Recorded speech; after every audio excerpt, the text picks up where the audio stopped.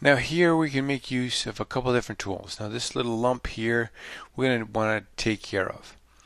So we can do this a number of different ways. We can try to just push this area in with the liquefy tool, or we can use the warp tool.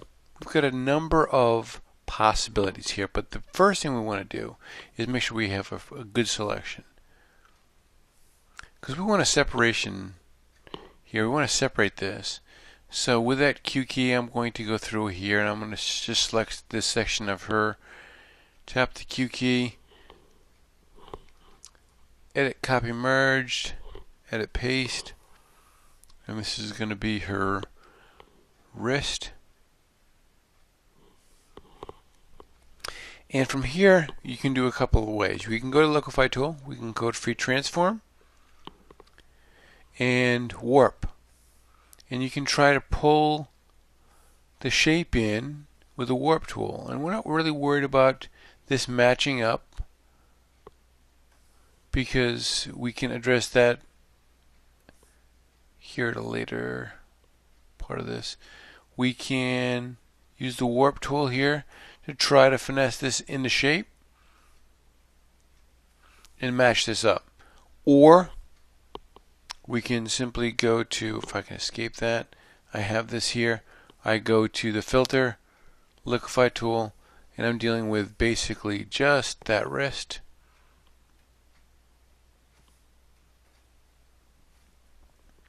And I would get the forward warp tool, and very easily, a little bit smaller tool, I could just push this down into place so we get a nice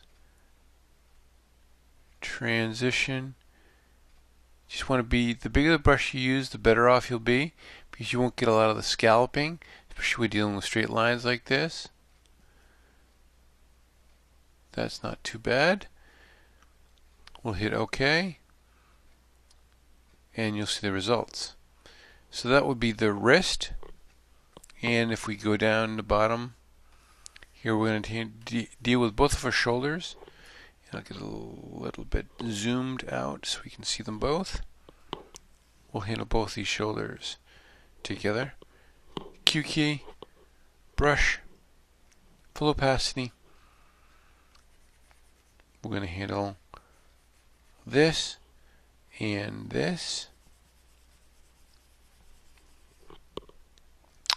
Q, edit, copy, merge, and then Command V to edit, paste. And this will be her shoulders.